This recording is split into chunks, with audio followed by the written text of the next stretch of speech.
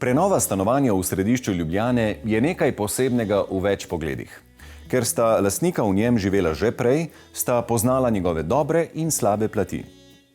Arhitekta, katerima sta lastnika zaupala prenovo, pa sta te prostore poznala, saj sta bila v njih večkrat kot obiskovalca. Kaj so torej stari znanci tega meščanskega stanovanja zakuhali? Nekaj zelo okusnega. Kar poglejte. Res sva že odprej poznala tako naročnika kot stanovanje. Bila tukaj večkrat na obisku in sva v resnici bila tudi presenečena, ko sta naju naročnika prosila za projekt prenove. Vtis stanovanja nama je bil od nekdaj všeč. Staro meščansko stanovanje, zelo lepo, že prej je bilo zelo lepo. In potem sem pa res videla, da v bistvu en del stanovanja je bil dotrajan, ker pač je bila recimo stara kopalnica za prenoviti. Zelo rada kuhata in je bila kuhinja malo premajhna za njiju in tudi spalnica je mogoče rabila malo zadihati. Zato smo te prostore v bistvu pol prenovili in tudi svetlake zamenjali in tako. Stanovanje je v hiši zgrajeni leta 1938. Meri skupno 85 kvadratnih metrov. Sredi starejšega, solidno grajenega objekta seveda ni bilo mogoče izrazito posegati v notranjost stanovanja. Zato so nekatere nenosilne stene le nekoliko premaknili, saj lastnika nista želela, da bi se hodnik bistveno zmanjšal. In potem smo z nekimi usklajevanji, naprimer steno vseeno ob hodniku premaknili. Del je spremenjena v omaro, recimo, kar je tudi malo neobičajno, da je dostopna z ene in druge strani. Kopalnica je povezana s spalnico tudi in ima zdaj dva vhoda. Tako je en del stanovanja tak pretočen in je tudi tu v bistvu nek dodatek.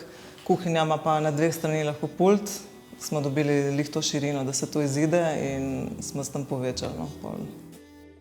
Lastnika stanovanja sta kar hitro sprejela predloge arhitektov glede prenove.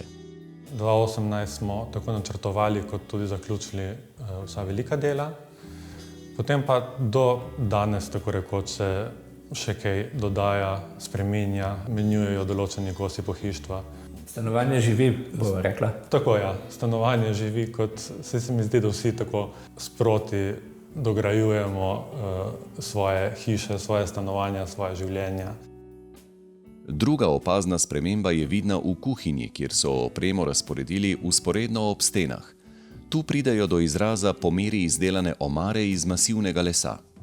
Mi dva sva v bistvu zasnovala postavitev, pa recimo, da ne bo to visoka omara, pa v kuhinji, kako so razporejeni elementi in to. Vse ostalo sta pa naročnika v bistvu z njima dvema. Studio Moste sama razvila točno, kje se bo kaj spravljalo, predale, če so kakšne niše in tako dalje. Tudi tu smo čist njim prepustili, ne sami odločajo v končnem videzu. Kopalnica je doživela najbolj celovito prenovo. Po zamenjavi celotnih inštalacij so vanjo lahko postavili tako kat kot kabino s prho. Kopalnica je zdaj neposredno povezana s spalnico. Stanovanje sestavljata tudi dva dnevna prostora, v katerih vidimo več zanimivih kosov opreme. Marsikateri so delo znanih slovenskih oblikovalcev.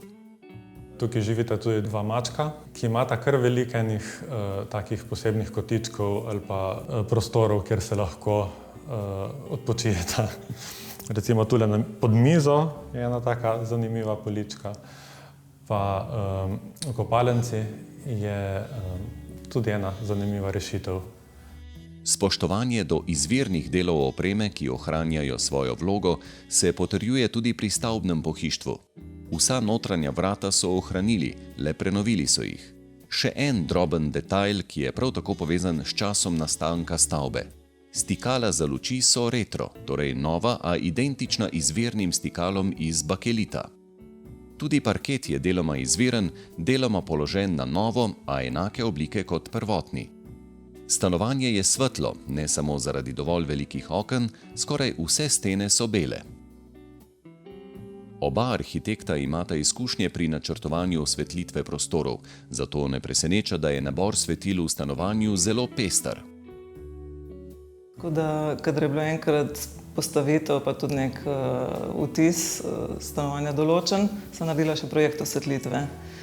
In to pomeni v bistvu, da za vsak prostor premisliš, kak tip svetlobe bo, da tudi z naročniki seveda predebatiraš, kakšen tip svetlobe želijo.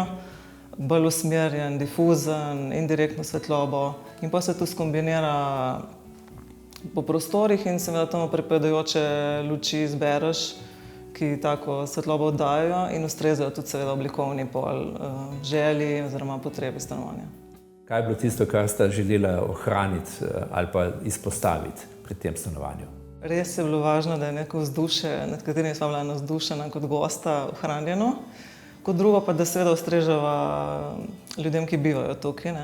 Po tem prvem trenutku, ko začneš spoznavati naročnika in naročnik tebe kot arhitekta in si začneš mogoče počasi zaupati, potem vseeno potrebuješ nekaj časa, da lahko res izluščiš, kaj so bistvene želje, kakšen je ta način življenja, ki ga naročnik želi tam živeti.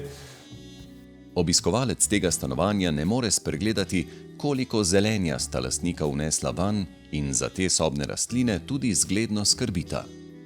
Lastnika imata res zeleni prst, no?